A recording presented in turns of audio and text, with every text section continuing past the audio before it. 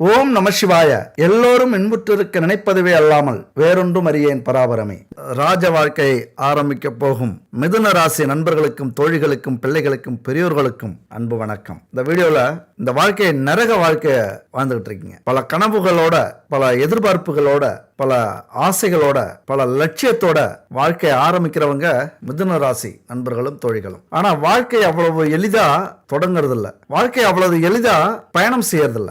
எப்படி கஷ்டத்தோட, துன்பத்தோட, துயரத்தோட தொடங்கி பயணம் செய்யற வாழ்க்கை மிதுன ராசிகளோட வாழ்க்கை. ஆனா முடிவு மிகப்பெரிய வெற்றியை அடையக்கூடியதாக இருக்கும். இதுதான் விதி. அப்ப இந்த வாழ்க்கை பல விஷயங்கள்ல போராட்டம், அவமானம், பிரச்சனைகள், இப்படி குடும்பத்துல தொடங்கி சமூகம், கௌரவம், வேலை, தொழில், ஆசைப்பட்ட துறை, வெளிநாடு, இப்படி எல்லா விஷயத்திலுமே, எல்லா வாழ்க்கையினுடைய அங்கங்களிலுமே ஒரு போராட்டத்தை, பிரச்சனையை சந்திக்கக்கூடிய காலகட்டம் இது. ஆனா உங்களுக்காக எதுவுமே செய்ய மாட்டீங்க. மிதுன ராசியை பொறுத்த வரைக்கும் உங்கள் ஆத்மாவுக்காக எதையும் விருப்பப்பட்டு செய்யாதவர்கள். உங்க குடும்பத்துக்கு, உங்களை சார்ந்தவர்களுக்கு, உங்கள் உறவினர்களுக்கு இப்படித்தான் உங்களது உழைப்பும் பலனும் போய் சேருமே தவிர உங்களுக்காக இல்லை. ஆனாலும் நீங்க படுற அவமானம், நீங்க படுற கஷ்டம், நீங்க படுற துன்பங்கள் மிக மிக அதிகம். திரும்பி பார்த்தா உங்களுக்குன்னு எதுவுமே இருக்காது, யாருமே இருக்க மாட்டாங்க. ஆனா அதை பத்தி கவலைப்படாத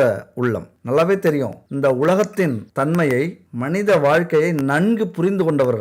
என்னதான் ஆடுனாலும் மனுஷனுக்குன்னு எதுவுமே கடைசி வரைக்கும் நிலைக்காது, கொண்டு போக முடியாது. கஷ்டப்படுவோம், சந்தோஷமா வாழ்வோம், கடைசியில இறைவனிடம் ஒப்படைச்சிட்டு நம்ம பட்டே போயிட்டே இருப்போம். இந்த கர்மாவை தூய்மையான கர்மாவா மாற்றணும். இந்த வாழ்க்கையை 4 பேருக்கு உதவி செய்யக்கூடிய, பயனடையக்கூடிய வாழ்க்கையாக இருக்கணும் அப்படிங்கிறது மிதுன ராசிகளுடைய வாழ்க்கை தத்துவம் அப்படின்னு கூட சொல்லலாம். இப்ப இந்த காலகட்டத்தில் என்னதான் அடுத்தவர்களுக்கு உதவி செஞ்சாலும் நம்ம வாழ்க்கையில 4 அனுபவிக்கணும் அப்படிங்கிற ஒரு ஆசை இல்லாமல் இருக்குமா? அந்த ஆசையை பூர்த்தி செய்யக்கூடிய, உங்களது லட்சியத்தை பூர்த்தி செய்யக்கூடிய, உங்களது கனவுகளை நனவாக்கக்கூடிய காலகட்டம். நீங்க என்ன நினைச்சீங்களோ, எப்படி ஒரு வாழ்க்கை அமைஞ்சா எப்படி இருக்கும், ஆசைப்பட்ட அந்த வாழ்க்கை இருக்குல்ல, இனிமே வரப்போகுது. ராஜ வாழ்க்கை வரப்போகுது. இது உண்மைங்க, சத்தியம். உங்களை நம்பி நான் சத்தியம் பண்றேன். அந்த வாழ்க்கையை உங்களுக்காக நீங்க கொண்டு வருவீங்க அப்படிங்கிற நம்பிக்கை எனக்கு இருக்கு. உங்களுக்கு இருக்கா? சில பேருக்கு நமக்கான வாய்ப்பு, நமக்கான நேரங்காலம், நமக்கான களம் வந்துருச்சு அப்படின்னு தெரியாமலே வாழ்க்கையை ஓட்டிக்கிட்டு இருப்போம். அதனாலே பல வாய்ப்புகளை மிஸ் பண்ணி இருப்போம். அதனால பல வேலை, தொழில், கௌரவம், புகழ் அடையிற அந்த பெரிய காரியங்கள்ல கோட்டை விட்டுருப்போம். அந்த நிலையில நீங்க இருக்கீங்க. இதுக்கு அப்புறம் வரக்கூடிய காலகட்டத்தை எப்படி பயன்படுத்த போறீங்க? ஒரு அற்புதமான காலகட்டம், தயவு செஞ்சு பயன்படுத்திங்க. கோட்டை விட்டுட்டோமே, அடுத்தது வருத்தப்பட்டு பிரயோஜனம் இல்லை. எந்த வாய்ப்பையும், எந்த ஒரு நேரத்தையும் புறம் தள்ளாம, வீணடிக்காம இந்த நிமிஷத்திலிருந்து அதற்கான முயற்சியை செய்யுங்க. உங்க வாழ்க்கையில நீங்க ராஜா தான். சரி, கிரக அமைப்புகள் எப்படி இருக்கு? இந்த பிரபஞ்சம் உங்களுக்கு அந்த வாழ்க்கையை இந்த காலகட்டத்தில் எப்படி கொடுக்க போகுது, எந்தெந்த கிரகங்கள் கொடுக்க போகுது அப்படிங்கிறத பத்தி நம்ம பார்த்தோம் அப்படின்னா, மிதுன ராசிக்கு 5வது வீடு துலாம், பூர்வ புண்ணியஸ்தானம். அங்க சூரியன் சஞ்சரிக்கிறார். சூரியன் யாரு? முதன்மையான கிரகம். அது மட்டும் இல்ல, ராஜ கிரகம். அதனாலதான் நம்ம ஆரம்பிக்கும் போதே நீங்க ராஜாவாக போறீங்க அப்படின்னு ஆரம்பிக்கிறோம். சுக்கிரனுடைய ஆட்சி வீடு. அந்த ஆட்சி வீட்டுல சூரியன் சஞ்சரிக்கும் போது என்ன பலன் இந்த காலகட்டத்தில் கொடுக்க போகுது, எப்படி உங்களை ராஜாவாக மாற்ற போகுது அப்படின்னு பார்த்தோம் அப்படின்னா, உண்மையா ஒரு அற்புதமான அமைப்பு. பல வருஷமா அந்த நேரத்துக்காக நான் காத்துக்கிட்டு இருந்தேன் அப்படின்னு சொல்ற வாய்ப்பு உங்களுக்கு வரும். ஏன் அப்படின்னாலே இரட்டை நிலையில இருந்திருப்பீங்க, இரட்டை மனநிலையில இருந்திருப்பீங்க. ஏன்னா மிதுனம் அப்படின்னாலே இரட்டை மனநிலை தானே. அப்ப எதையுமே ஒரு துல்லியமா ஆராய்ஞ்சு, ஒரு முறைக்கு 2 முறை யோசிச்சு எல்லாரும் வாழ்க்கையில உழைப்பாங்க. ஆனா மிதுன ராசியை பொறுத்த வரைக்கும் உழைப்பே வாழ்க்கை. உழைப்பினுடைய உன்னதத்தை வெளிப்படுத்துபவர்கள் இவங்கள மாதிரி ஒரு லட்சியத்துக்காக உழைக்கிறவங்க, குடும்பத்துக்காக உழைக்கிறவங்க, கனவுகளுக்காக உழைக்கிறவங்க யாருமே இல்லை. உங்களை புகழ்ந்து பேசுறேன் அப்படின்னு நினைக்காதீங்க. உங்களுக்குள்ளார இருக்கிற திறமை உங்களுக்கே தெரியாம இருந்திருக்கலாம். அதை மட்டும் கொஞ்சம் நீங்க புரிஞ்சுக்கிட்டு வெளியில கொண்டு வந்தீங்க அப்படின்னா, ஆடு மாதிரி இருந்தாலும், சிங்கம் மாதிரி, பூனை மாதிரி இருந்தாலும், புலி மாதிரி இந்த காலகட்டத்தில் புறப்படக்கூடிய அமைப்பு உங்களுக்கு உருவாகும். எப்பொழுதுமே பல விஷயங்களை கெதர் பண்ற, அதாவது ஆராய்ச்சி பண்ற, உள் வாங்கிக்கிற ஒரு தன்மை உங்களுக்கு இருக்கு. எதுல ஈடுபட்டாலும் சரி, கரை காணாம விட மாட்டீங்க.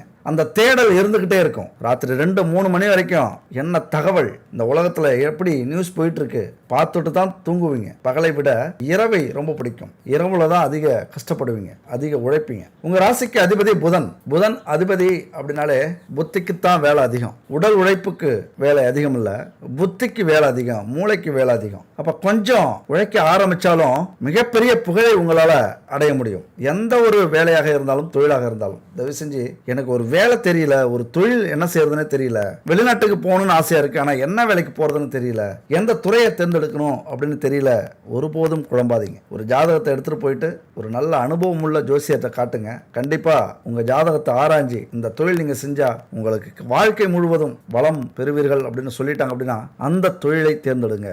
மிதுன ராசியை பொறுத்த வரைக்கும் புத்தியை பயன்படுத்தி எந்த ஒரு தொழிலாக இருந்தாலும் நீங்க செய்யும் போது மிகப்பெரிய வெற்றியை அடையலாம். ஆராய்ச்சி துறை, ஆசிரியர் துறை, மார்க்கெட்டிங் துறை, மேனுஃபேக்சரிங் துறை, அடுத்தது புதுசா கண்டுபிடிக்கிற அந்த துறை, இதுலலாம் நீங்க இறங்குனீங்க அப்படின்னா சொல்லி கில்லி மாதிரி அடிக்கலாம். தயவு செஞ்சு ஏதாவது பிளான் இருந்தது அப்படின்னா அந்த காலகட்டத்தில் அதை ஆக்டிவேட் பண்ணுங்க. காலம் வரட்டுமே அப்படின்னு காத்திருக்காதீங்க. தொழில் ஆரம்பிச்சுக்கலாம், நேரம் சரியில்லை, ஒருபோதும் காத்திருக்காதீங்க. முயற்சி போடுங்க, தொழில் ஆரம்பிங்க. பெரிய முதலீடு போடாம உழைப்பை அதிக மூலதனமாக்கி ஒரு சின்ன முதலீடை போட்டு ஆரம்பிச்சு வைங்க.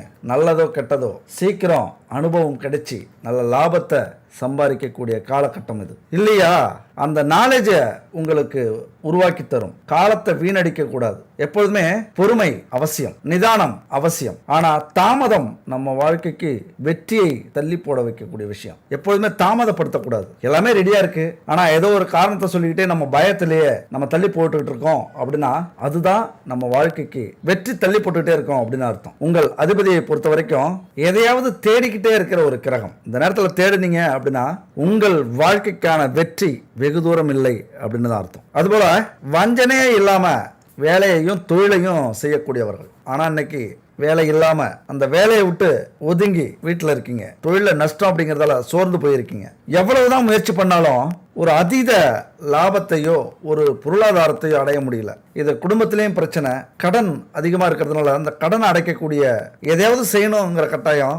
ஆனால் எல்லாமே தோல்வி. அப்போ நல்லாவே உழைப்பீங்க, அதை நினச்சிக்கிட்டு நல்லாவே உழைப்பீங்க, பாராட்டுக்களையும் பெறுவீர்கள். ஆனால் இந்த ப்ரொமோஷன், லாபம், முன்னேற்றம் இதெல்லாம் உங்கள் லிஸ்ட்லேயே இருக்காது. உங்கள் பேரே அதில் இருக்காது. ஏன் அப்படின்னா அனுசரித்து போக தெரியாது. எப்போதுமே உங்களது கொள்கையிலேயும் லட்சியத்திலையும் குறியா இருப்பீங்க. யார் சொல்றதையும் கேட்க மாட்டீங்க. உங்கள் மனசு என்ன சொல்லுதோ அதை தான் மூளைக்கு கொண்டு போவீங்க. உங்க மூளை என்ன சொல்லுதோ அதை தான் மனசுக்கு கொண்டு போவீங்க.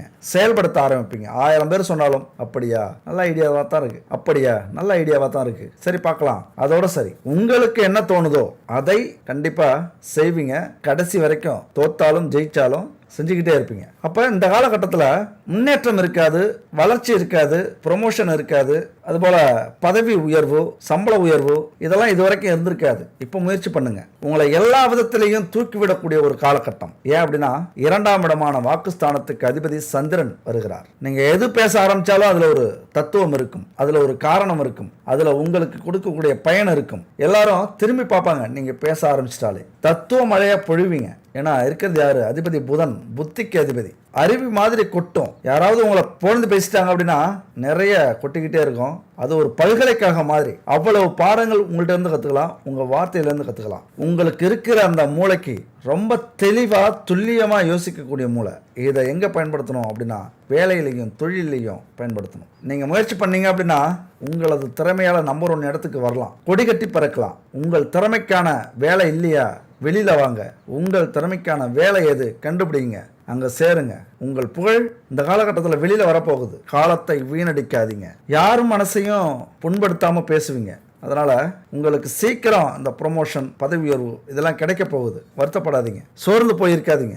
எவ்வளவுதான் உழைச்சாலும் ஒரு புண்ணியமும் இல்லை, இதை மட்டும் நினைக்கவே நினைக்காதீங்க. ஏன்னா உங்களுடைய பூர்வ புண்ணிய ஸ்தானம் அப்படின்னு சொல்லக்கூடிய 5ஆம் இடத்துக்கு அதிபதி சுக்கிரன் உங்களுக்கு உங்கள் உழைப்புக்கு சொர்க்கத்தை காட்டக்கூடியவர். அது மட்டும் இல்லை, 5ஆம் இடத்தை சொல்லக்கூடிய விஷயம் குழந்தை. இந்த காலகட்டத்தில் குழந்தை பிறக்கக்கூடிய அமைப்பு. கவலைப்படாதீங்க. உங்கள் கௌரவத்தை காப்பாற்ற சுக்கிர பகவான் இரட்டை குழந்தைகள் கூட கொடுப்பதற்கான வாய்ப்பு உண்டு. இந்த காலகட்டத்தில் முயற்சி பண்ணுங்க. அது மட்டும் இல்ல, குழந்தைகள் மேல அபரீத ஆர்வம் உண்டு. ரொம்ப பிரியமா இருப்பீங்க. உசிரையே கொடுக்கக்கூடிய உள்ளம் குழந்தைகள் மேல கண்ணும் கருத்துமாக பார்த்துப்பீங்க. உங்களுடைய பார்வை கவனம் ஒரு குழந்தை இருந்தது அப்படின்னா அதிலே தான் இருக்கும். அது மட்டும் இல்ல, எதையுமே சுத்தமா வச்சுக்கணும், அலங்கோலமா இருக்கக்கூடாது, தூய்மையா இருக்கணும் அப்படிங்கிற எண்ணம். எந்த ஒரு பிளானுமே துல்லியமா பிளான் பண்ணுவீங்க. யாராவது தப்பு செஞ்சா அதை சரி பண்றதுக்குன்னே நீங்க ரொம்ப காலம் எடுத்துப்பீங்க. இந்த அந்நியன் படத்துல அம்பி எப்படி எதையுமே முறையா செய்யணும், நேர்மையா செய்யணும் அப்படின்னு சொல்லிக்கிட்டே இருப்பாப்ல. அந்த மாதிரி பார்க்குறவங்களுக்கு தலைவலியை ஏற்படுத்தக்கூடிய ஒரு கட்டுப்பாடு உங்கள்கிட்ட இருக்கும், ஒரு தெளிவு இருக்கணும் அப்படின்னு ஆசைப்படுவீங்க. ஆனா யார் எது நினைச்சாலும் கவலைப்பட மாட்டீங்க.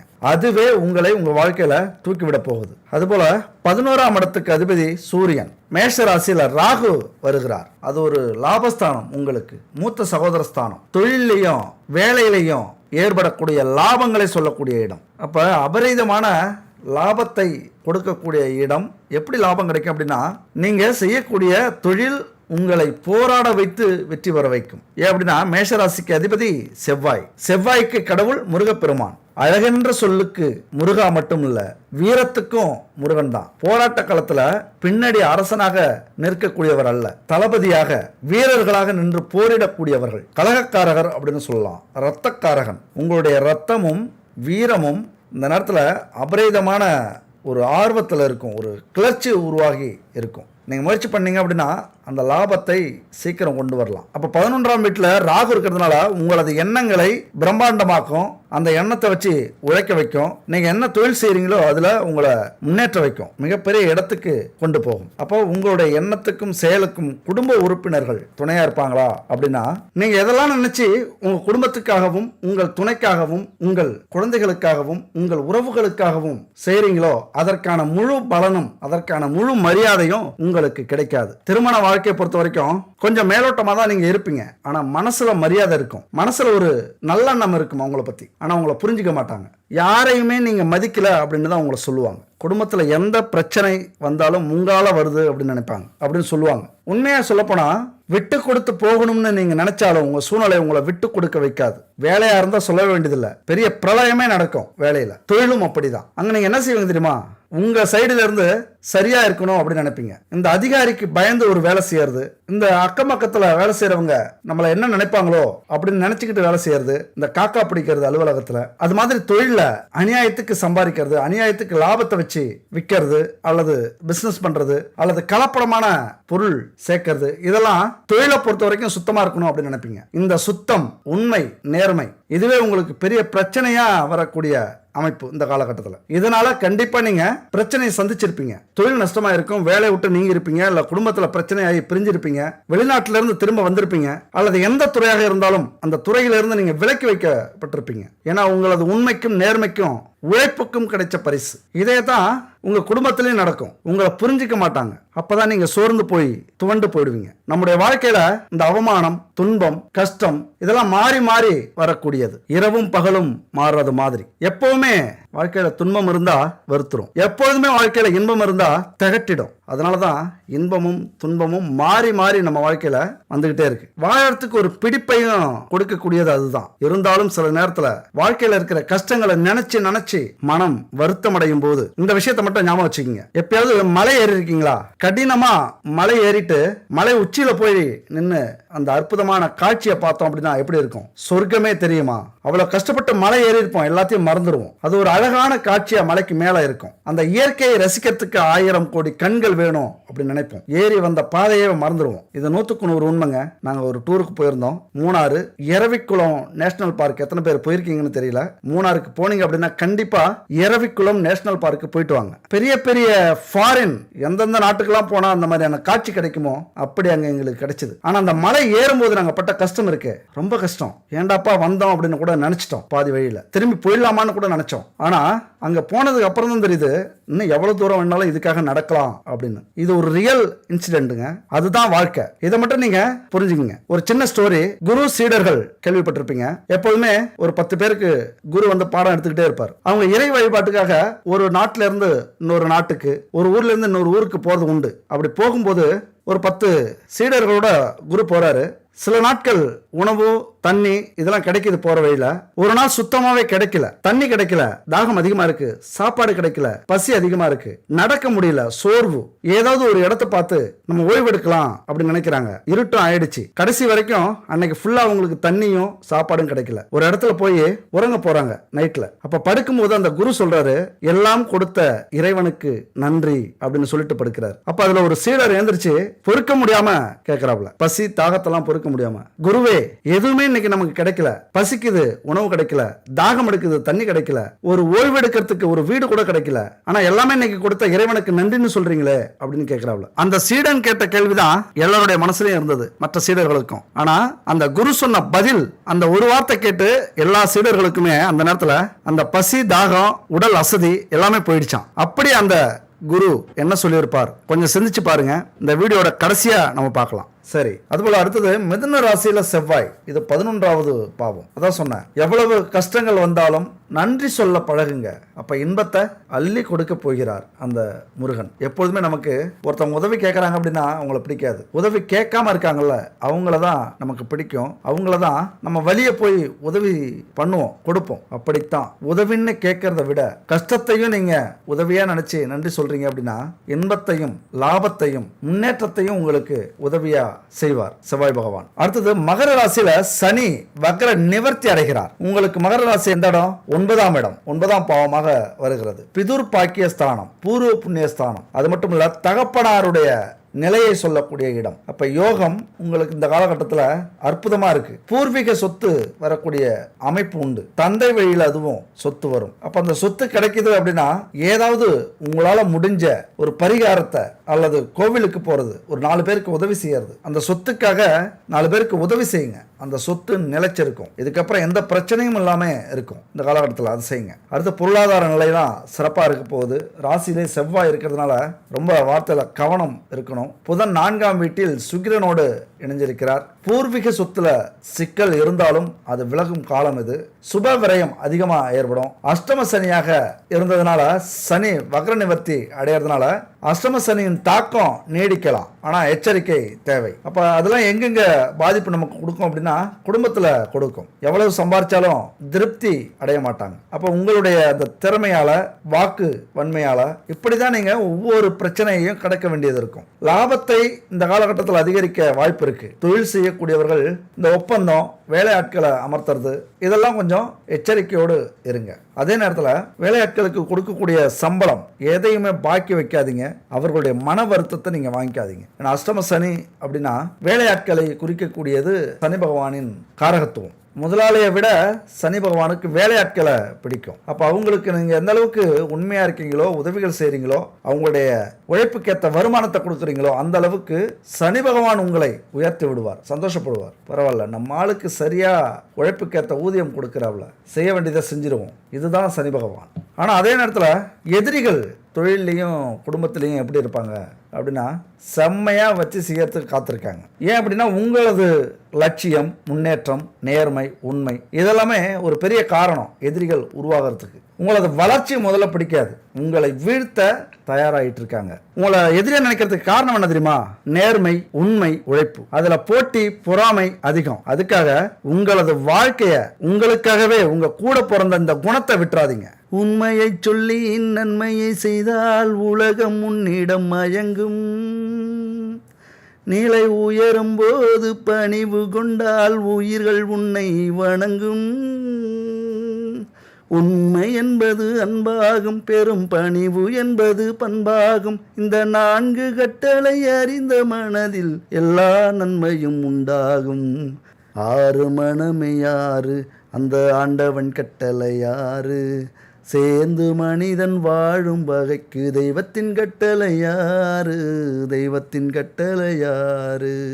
அடுத்தது மீன ராசியில குரு 10ஆம் பாவம், இது ரொம்ப முக்கியமான இடம். 10ஆம் இடம் இது தொழில் ஸ்தானம், கர்மஸ்தானம். அப்ப இங்க குரு இருக்கிறார். கண்டிப்பா புகழ், அதிகாரம், அரசாங்க உத்தியோகம், வெற்றி இதெல்லாம் உங்களுக்கு தயாரா இருக்கு. அதை அடையறதுக்கு நீங்க தான் முயற்சி பண்ணணும். உங்களது உழைப்பு தான் ரொம்ப ரொம்ப முக்கியம். உங்கள் மனைவி எப்பொழுதுமே அல்லது கணவன் எப்பொழுதுமே நேருக்கு நேரா பேசுவாங்க, எதையுமே மறைவில்லாம துணிச்சலா பேசுவாங்க. அதை நினைச்சு வருத்தப்படுவீங்க. ஆனா உண்மையா நீங்க பெருமைப்படணும், எதுக்குமே அஞ்சாம நம்முடைய துணை இருக்காங்க அப்படின்ட்டு. 10ஆம் இடமான உத்தியோகஸ்தானத்துக்கு அதிபதி குரு வருகிறார். அப்போ ஒரு இடத்துல வேலை பார்க்குறீங்க அப்படின்னா உங்களுக்கு பல பிரச்சனைகள் வரும், பல எதிரிகள் இருப்பாங்க. உங்களை சுற்றி உங்கள் தொழிலை, உங்கள் வேலையை பிடுங்கிறதுக்குன்னே நிறைய பேர் இருப்பாங்க. நீங்கள் முடிச்சுட்டு போதும்டா சாமி இந்த வேலையை வேணான்னு உதறிட்டு வர்ற அளவுக்கு உங்களை கொடுமைப்படுத்துவாங்க. ஆனால் அதையெல்லாம் தாண்டி ஜெயிக்கக்கூடிய வலிமை உங்களுக்கு இந்த காலகட்டத்தில் கொடுக்கும்.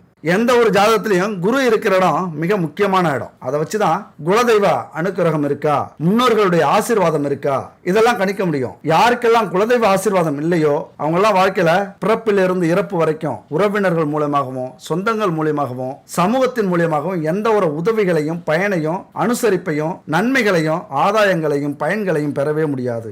அவமானங்களை மட்டும்தான் அடைவாங்க. நிராகரிப்பு அதிகம் இருக்கும். அதனால ஜாதகத்துல வலிமை இழந்திருக்கும் நிலை இருந்தா குருவினுடைய வலிமை பொறுத்து தான் இந்த காலகட்டத்தில் உங்களால ஜெயிக்க முடியுமா அப்படின்னு சொல்ல முடியும். வியாழக்கிழமையில மஞ்சள் நிறத்துல லட்டு செஞ்சு தட்சிணாமூர்த்திக்கு நைவேத்தியமா வணங்கிட்டு கோவிலுக்கு வர பக்தர்களுக்கு வியாழக்கிழமை லட்டு தானமா கொடுங்க. மங்களகரமான மஞ்சள் நிறத்துல பொருட்கள் எதுவாக இருந்தாலும் கொடுங்க. குருவின் பலன் உங்களுக்கு முழுசா கிடைக்கும். கண்டிப்பா உங்க வாழ்க்கையில மிகப்பெரிய மாற்றத்தை அது ஏற்படுத்தும். அப்ப ராசியாதிபதி புதனா வர்றதுனால எல்லாத்தையும் சமாளிக்கணும், உங்க கனவுகளை மெய்ப்பட வைக்கணும், லட்சியத்தை அடையணும், இருக்கிற பிரச்சனைகளை தீர்க்கணும், கடன் தீர்க்கணும் அப்படின்னா பெருமாள் கோவில் உங்களுக்கு சிறந்தவை. மிதுன ராசி அப்படின்னா, மிதுன ராசி அப்படின்னாலே பெருமாள் கோவில் தான். அதுவும் எந்த பெருமாள் அப்படின்னா இரட்டை பெருமாள் அருளக்கூடிய தலம் ரொம்ப சிறந்தது. அப்ப இரட்டை பெருமாள் எங்க இருக்கு அப்படின்னா இரட்டை திருப்பதிகளாக விளங்கக்கூடியது திருத்தொலைவில்லி மங்கலம். அங்க இரட்டை பெருமாள் இருக்காங்க. 108 திவ்ய தேசங்கள்ல 2 திவ்ய தேசம் பக்கத்து பக்கத்திலே இருக்கு. சுவாமி நம்மாழ்வார் மங்களாசாசனம் செய்திருக்கிறார். முதலாவது திருப்பதி தேவபிரான், 2வது திருப்பதி பெருமாள் அரவிந்தலோசனம். இது ரெண்டுமே பக்கத்து பக்கத்துல இருக்கிற ஊர். எங்க இருக்கு அப்படின்னா திருநெல்வேலியில இருந்து 25 கிலோமீட்டர் தூரத்துல திருத்தொலைவில்லி மங்கலம் இருக்கு. இந்த கோவிலுக்கு உங்க வாழ்க்கையில ஒரு முறையாவது போயிட்டு வாங்க. ஒரு முறையாவது அப்படின்னா பரிகாரம்லாம் செஞ்சாதான் இது நடக்குமா? அப்ப பரிகாரத்தால நம்மளுடைய ஜாதகத்தை மாத்திட முடியுமா? ஜாதகத்துல இருக்கிற லக்கணங்கள் மாறிடுமா? கிரக அமைப்புகள் மாறிடுமா அப்படின்னா இல்லை, மாறாது. ஆனா இந்த பரிகாரங்கள்லாம் என்ன நம்ம செய்யும்? நம்ம வாழ்க்கையில பயணிக்கிற ஒவ்வொரு நிமிஷத்துலையும் நமக்கு தேவையான வாய்ப்புகள், நமக்கு தேவையான அமைப்புகள், நமக்கு தேவையான வழிகாட்டல்கள் எல்லாமே இருக்கும். ஒரு எடுத்துக்காட்டுக்கு ஒரு வேலைக்கு போறீங்க, இல்லைன்னா தொழிலுக்கு போறீங்க, ஒரு கார்லயோ பைக்லயோ போறீங்க, ஒரு சரியான நேரத்துக்கு அந்த இடத்துக்கு போக முடியாது. உங்களுக்கு நேரம் சரியில்லை அப்படின்னா டிராபிக் அதிகமாயிடும். 1 மணி நேரம் 2 மணி நேரம் அசைய முடியாத இடத்துல மாட்டிப்பீங்க. அப்ப இந்த கிரக அமைப்புகள் பரிகாரம் செய்யறோம் அப்படின்னா டிராபிக்கே இல்லாம பாதை தெளிவா இருக்கும். ஒருவேளை டிராபிக்கே இருந்தாலும் உங்களுக்கான பாதை எங்க இருக்கும்? இது ஒரு சின்ன எடுத்துக்காட்டு தான். இதை எல்லா விஷயத்திலையும் நீங்க பொருத்தி பாருங்க. இதுதான் பரிகாரம். இதுக்கு தான் பரிகாரம் வருது. நம்ம வாழ்க்கையே டோட்டலா மாறி போகுமா அப்படின்னு இல்ல, நமக்கான நல்ல நேரங்களை ஒவ்வொரு நிமிஷத்திலையும் அது கொடுக்கும். அவ்வளவுதான். இதை விட தெளிவா புரிய வைக்கிறது கஷ்டம். அடுத்தது இந்த பரிகாரத்தை உங்க வாழ்க்கையில செய்யுங்க. பஞ்சபூத பரிகாரம் மிக மிக முக்கியமான பரிகாரம். அடுத்தது இப்ப நம்ம சொல்ல போற விஷயம் முக்கியமான பரிகாரம். நம்ம ஒவ்வொரு வீடியோலயுமே பரிகாரம்னு ஒண்ணு சொல்லிட்டு இருக்கோம். அதை எத்தனை பேர் கடைபிடிக்கிறீங்க அப்படின்னு தெரியாது. ஆனா விடாம கடைபிடிச்சீங்க அப்படின்னா கண்டிப்பா உங்க வாழ்க்கை மாறும். இது 100% உண்மை. நான் அனுபவிச்ச விஷயங்கள் அத்தனை பரிகாரமும் நிறைய பேருக்கு சொல்லி அவங்க உண்மையா உங்களது வாக்கு பலிக்குதுங்க, இந்த பரிகாரத்தெல்லாம் செய்யறோம் அப்படின்னு நிறைய பேர் சொல்லியிருக்காங்க. நிறைய பேர் நடக்கல அப்படிங்கிறாங்க. ஏன் நடக்கலன்னு கேட்டா கரெக்டா செஞ்சீங்களா அப்படின்னா விட்டுடுறாங்க பாதியிலேயே. குறைஞ்சபட்சம் ஒரு பரிகாரத்தை 1 வருஷமாவது முழுசா முடிக்கணும். 12 மாதங்கள் 12 ராசிக்கும் போகக்கூடிய பரிகாரமாக அது இருக்கும். ஒவ்வொரு மாசத்துக்கும் ஒவ்வொரு ராசி, அந்த ராசிக்குள்ளார 3 நட்சத்திரங்கள் அடங்கி இருக்கு. இதெல்லாமே நம்முடைய பரிகாரங்கள். அதிகபட்சம் 1 வருஷத்துக்காவது நீங்க கடைபிடிச்சிட்டீங்க அப்படின்னா உங்க வாழ்க்கையே கண்டிப்பா மாறும். இது 100% அனுபவம். அப்ப இந்த பரிகாரத்தை எடுத்துங்க. இது பஞ்சபூதங்களுக்கான பரிகாரம். பஞ்சபூதங்கள்னா என்னங்க?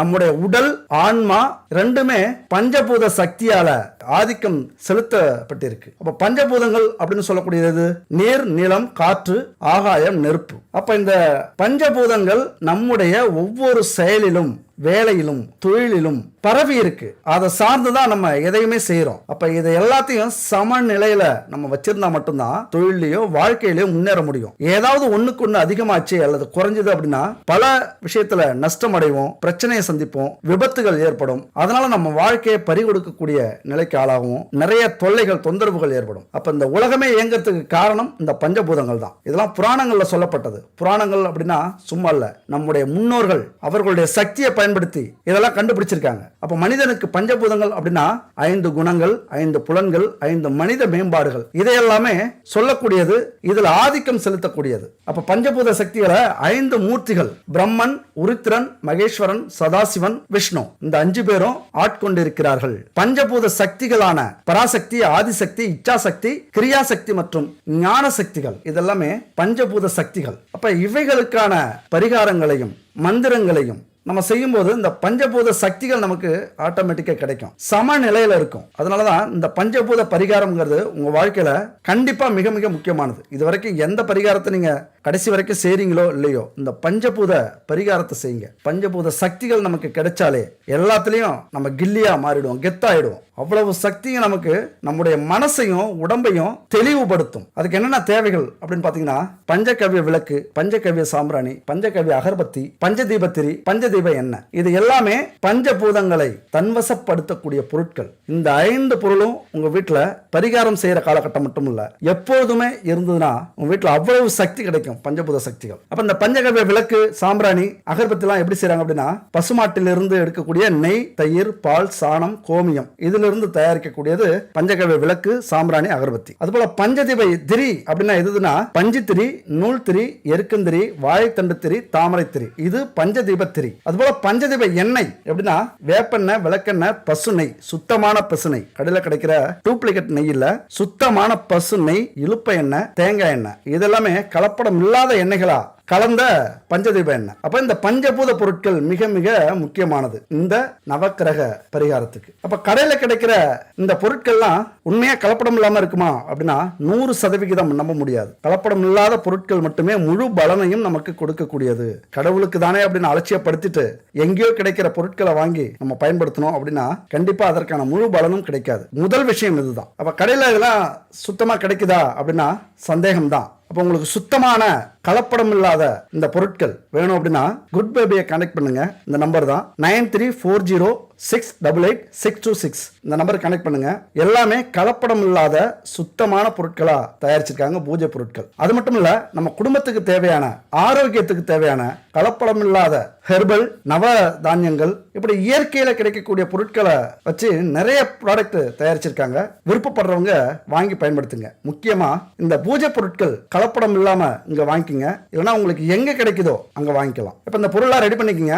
இது எப்ப பண்ணலாம்? அந்த நவக்கிரக பரிகாரம் எப்ப பண்ணலாம் அப்படின்னா, அமாவாசை முடிஞ்சு 5வது நாள், அதே போல பௌர்ணமி முடிந்து 5வது நாளாக வரக்கூடியது மகா சக்தியான பஞ்சமி திதி. அப்ப அமாவாசை, பௌர்ணமி, அது மட்டும் இல்ல செவ்வாய், வெள்ளி, இந்த நாள்லயும் இந்த பரிகாரத்தை செய்யுங்க. அப்ப இந்த பஞ்சபூத பொருட்களை வச்சுக்கிட்டு காலையில 3 மணியிலிருந்து 4:30க்குள்ளார பிரம்ம முகூர்த்தத்துல எழுந்திருச்சு குளிச்சுட்டு வீட்டு வாசலை சுத்தப்படுத்தி பச்சரிசி கோலமாவால, நல்லா கேட்டுங்க, பச்சரிசி கோலமாவால கோலம் போட்டுங்க. அதுக்கப்புறம் 5 முகங்கள் கொண்ட குத்து விளக்குல இந்த பஞ்சதீப எண்ணெய கலந்து விளக்கேற்றி வைங்க. அப்புறம் பஞ்சகாவிய விளக்குல நெய், சுத்தமான நெய்யை ஊத்தி தீபம் ஏத்திக்கங்க. அதுக்கப்புறம் பஞ்சகாவிய விளக்கு, பஞ்சகாவிய சாம்பிராணி, அகர்பத்தி இதெல்லாம் ஏத்தி வச்சுக்கோங்க. வீடு மங்களகரமா இருக்கட்டும், எல்லா ரூம்லயும் புகை பரவட்டும், அங்க இருக்கிற கெட்ட சக்திகளை போக்கும். இதெல்லாம் செஞ்சுட்டு பரிபூரணமா இறைவனை வேண்டிக்குங்க. இந்த மந்திரத்தை சொல்லுங்க. அதாவது 108 முறை இந்த மந்திரத்தை சொல்றது ரொம்ப நல்லது. 1 மணி நேரம் ஆகும், பரவாயில்ல, மனப்பாடம் பண்ணீங்க. 108 முறை இந்த மந்திரத்தை சொல்லணும். பஞ்சபூதத்திக தேவகா ஓம் ஸ்ரீ பஞ்சமி தேவியே நமக, பஞ்சபூதத்திக தேவகா ஓம் ஸ்ரீ பஞ்சமி தேவியே நமக அப்படிங்கிற இந்த மந்திரம் 108 முறை ஒவ்வொரு நாளுமே சொல்லுங்க. இந்த விளக்கு 24 மணி நேரம் எரியணும். நீங்க எப்ப தீபம் ஏத்துறீங்களோ அந்த நேரம் 24 மணி நேரம் அடுத்த நாள் வரைக்கும் இந்த விளக்கு எரிஞ்சிட்டு இருக்கணும். அப்ப இது மாதிரியான பரிகாரத்தை நீங்க செய்றீங்க, 1 வருஷத்துக்கு செய்றீங்க அப்படின்னா மிகப்பெரிய மாற்றத்தை உங்க வாழ்க்கையில இந்த பரிகாரம் ஏற்படுத்தும். இந்த பரிகாரத்துல எல்லாமே அடங்கிடும். பூமியில இருக்கிற அத்தனை நிலம், நீர், காற்று, நெருப்பு, இது எல்லாத்தையும் தன்வசப்படுத்திடும். மனிதர்கள்ல இருந்து, மிருகங்களிலிருந்து, மிஷினரியிலிருந்து எல்லாமே நம்முடைய வசமாகிடும். தொழில் செய்யறவங்களாம் இதை கண்டிப்பா செய்யுங்க. மிகப்பெரிய மாற்றம் உங்க வாழ்க்கையில 1 வருஷத்துல நடக்கல அப்படின்னா நான் பரிகாரம் சொல்றதே விட்டுருவேன். முறையா கடைபிடிங்க. நான் சொன்னதை எப்படியோ அப்படி முறையா கடைபிடிங்க. உங்க வாழ்க்கையில கண்டிப்பா மாற்றம் ஏற்படும். இப்ப வீடியோட கடைசிக்கு வந்துட்டோம். நான் முன்னாடி ஒரு ஸ்டோரி சொல்லியிருந்தேன். அந்த குரு என்ன சொல்லியிருப்பார் அப்படின்னு யோசிச்சிங்களா? கமெண்ட்ஸ்ல சொல்லுங்க. அதாவது அந்த குரு என்ன சொல்றாரு அப்படின்னா, பசியை கொடுத்த, தாகத்தை கொடுத்த, உடல் அசதியை கொடுத்த இறைவா உனக்கு நன்றி அப்படிங்கிறார். அதாவது எதையோ ஒன்றை கொடுக்கிறார் அப்படின்னு அவருடைய மனம் சொல்லுது. அதுவே இறைவன் கிட்ட இருந்து வருது அப்படின்னு அவர் நினைக்கிறார். இதுல இருந்து நம்ம என்ன தெரிஞ்சுக்கணும் அப்படின்னா, இப்படி சொல்றதுக்கெல்லாம் ஒரு பெரிய மனசு வேணும், ஒரு புரிதல் வேணும். அதனாலதான் அவர்கள் எல்லாம் மகானாக இருக்கிறார்கள், அவர்கள் எல்லாம் குருக்களாக இருக்கிறார்கள், அவர்கள் எல்லாம் ஞானிகளாக இருந்தார்கள். இப்படி நம்ம நினைச்சுக்கிட்டாலே, இந்த கஷ்டத்தை கொடுத்த இறைவா உனக்கு நன்றி, இதனால நான் பல பாடங்களை கத்துக்கிட்டேன், பல மனிதர்களை புரிஞ்சுக்கிட்டேன், பல செயல்கள்ல இருந்து தெளிவு அடைஞ்சிட்டேன், அதற்கு நன்றின்னு சொல்ற அந்த குணம் இருக்குல்ல, அந்த பெரிய மனிதத்தன்மை எல்லாராலையும் முடியாது, ஞானிகளால் மட்டும்தான் முடியும். இப்படி நீங்க இதை புரிஞ்சுக்கிட்டீங்க அப்படின்னா நீங்களும் ஞானிகள் தான். அப்ப நம்ம வாழ்க்கையில வெற்றி அடையணும் அப்படின்னா, நம்மளை கேலி, கிண்டல், அவமானம் இதெல்லாம் செய்த அத்தனை பேருக்கும், இதையெல்லாம் கொடுத்த கடவுளுக்கும் நன்றி சொல்லிட்டு உங்க வாழ்க்கையை ஆரம்பிங்க. நம்ம வாழ்க்கையில ஒரு நேரத்துல ஜெயிச்சு சிறப்பா வாழ்றோம், மிகப்பெரிய கோடீஸ்வரர்களாக வாழ்றோம் அப்படின்னா நாம பட்ட கஷ்டங்களும் துன்பங்களும் தான் காரணம். அந்த துன்பங்களும் கஷ்டங்களும் நம்மளை பக்குவப்படுத்தி இருக்கு, நம்மளை செதுக்கி இருக்கு அப்படின்னு அர்த்தம். இது 100% உண்மை. அப்ப இது மாதிரியான புரிதல் தான் நம்மளை நம்ம வாழ்க்கையில வெற்றி அடைய வைக்கும். அடுத்த ஒரு அற்புதமான வீடியோல சந்திக்கலாம். நன்றி, வணக்கம்.